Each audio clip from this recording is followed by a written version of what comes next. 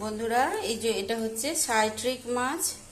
তো আমি আগেও রেসিপি দিয়েছি, তখন আমি তো একদমই এডিট করতে পারতাম না, তাই হয়তো ভিডিওগুলো খুব ভালো হয়নি। প্রথম দিকের ভিডিও আমি সাইট্রিক মাছের ঝাল দিয়েছিলাম। তো মাছটা কিরকম দেখতে হয় তো আপনারা চেনেন কিনা জানি না। এটা সামুদ্রিক মাছ, সাইট্রিক মাছ। তো এটা আমার ছেলের খুব প্রিয় একটা মাছ। এই মাছের রেসিপি যে কোনো টক কিংবা ঝাল করে সব থেকেই বেশি ভালো লাগে খেতে। তো আজকে আমি ঝাল টক দুই বানাবো এটা দিয়ে। অর্ধেকটা আমি ঝাল বানিয়ে নেব, অর্ধেকটা টক বানিয়ে নেব। তো এই সাইট্রিক মাছটা কাটা একটু ডিফিকাল্ট, কাটতে একটু সমস্যা হয়।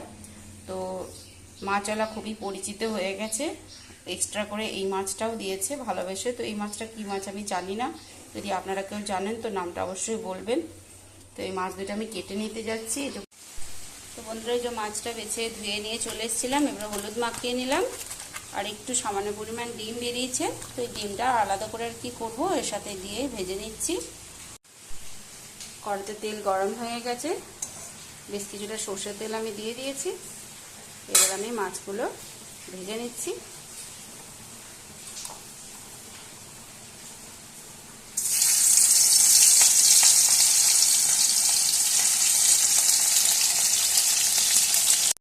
এবার আমি মাছগুলো খুব ভালো করে এপিট ওপিট করে ভেজে নেব।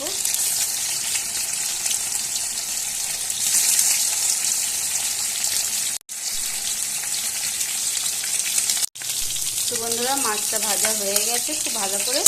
এবার আমি তেল থেকে উঠিয়ে নিচ্ছি। একই প্রসেসে বাকি মাছগুলো আমি দিয়ে দিলাম। তো একটা তো সাইট্রিক মাছ, কিন্তু এটা যে কী মাছ আমি নিজেও জানি না।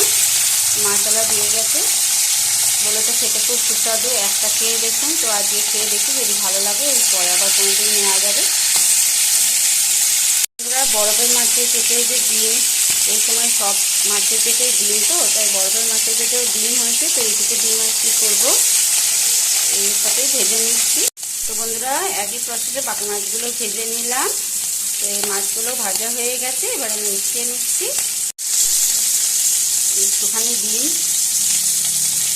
আলাদা করে আর কি করবো, এই রেসিপির মধ্যেই দিয়ে দেবো।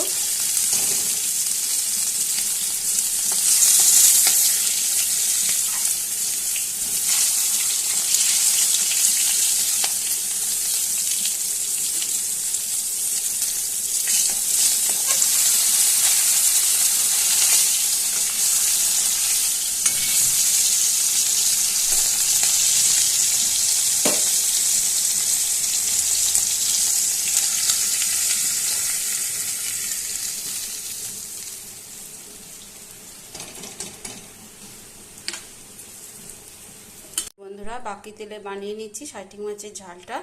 তো এটা মূলত শীতকালেই বেশি পাওয়া যায়। আজকে হঠাৎ করে যিনি শীতকালে মাছ বিক্রি করতে আসতেন, তিনি হঠাৎ করে চলে এসেছেন সকালবেলা, তাই তার আবদারে এই মাছটা নিয়ে নিতেই হলো। তো এর জন্য আমি এইগুলো নিয়ে নিয়েছি। ধনে পাতাও আজকে আনা হয়েছে বাড়িতে, তো ধনে পাতাও নিয়ে নিয়েছি। তো শুকনো লঙ্কাটা ভাজা হয়ে গেছে, আমি পেঁয়াজ কুচিটা দিয়ে দিলাম।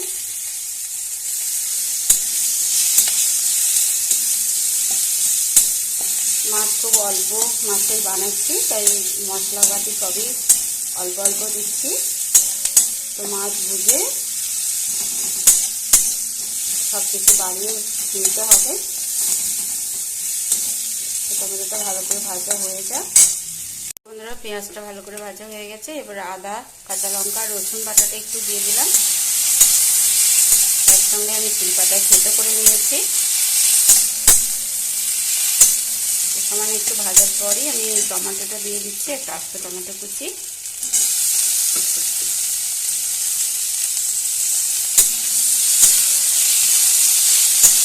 টমেটো দেওয়ার পর আমি যেটা দিয়ে থাকি সেটা হচ্ছে মিষ্টি, হলুদ, সামান্য পরিমাণ চিনি দিয়েছি। আপনারা চাইলে চিনিটা স্কিপ করতে পারেন।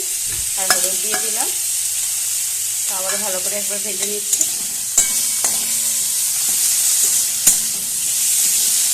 টমেটোটা খুব ভালোভাবে ভাজা হয়ে গেছে। তো এবার আমি মশলাটা মিশিয়ে দিচ্ছি। এর মধ্যে আছে সর্ষে, আদা, জিরে, শুকনো লঙ্কা বাটনা। আবার একবার ভালো করে কষিয়ে নেব।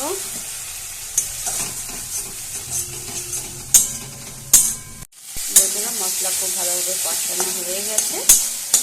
এবার আমি মশলার বাটি ধুয়ে জলটুকু দিয়ে দিচ্ছি। তো বন্ধুরা, খুব ভালোভাবে মশলাটা ফুটে উঠেছে। এবার আমি ভেজে রাখা মাছ পিসগুলো দিয়ে দিচ্ছি।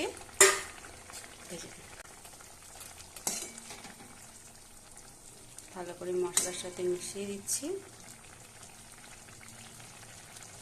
তো বন্ধুরা, এইভাবে করে আমি 5-7 মিনিট ফুটিয়ে নেব। বন্ধুরা, ফিরে এলাম 5-7 মিনিট পর। তো এবার আমি কিছু ধনেপাতা কুচানো দিয়ে দিচ্ছি। এই সময় ধনেপাতা খুব একটা পাওয়া যায় না, তো আজকে আমাদের বাজারে পেয়েছে, আমি আনা করিয়েছি। গরমের সময় ধনেপাতা অ্যাভেলেবেল হয় না, তো আপনাদের কাছে না থাকলে এটা স্কিপ করতে পারেন। আমার কাছে ছিল বলে আমি দিয়ে দিলাম।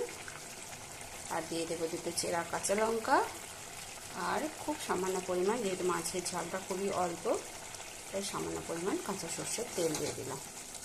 এবার আমি গ্যাস অফ করে নামিয়ে নেব। অন্য পাত্রে নামিয়ে নেওয়ার পর আমি আবার আপনাদের সাথে শেয়ার করছি। এই যে বন্ধুরা, শাইটিং মাছের টক এই যে ফুটছে। তো আর 5-7 মিনিট পর আমি এটাকে নামিয়ে নেব। এদিকে এদিকে নামিয়ে নিয়েছি, হয়ে গেছে শাইটিং মাছের ঝালটা।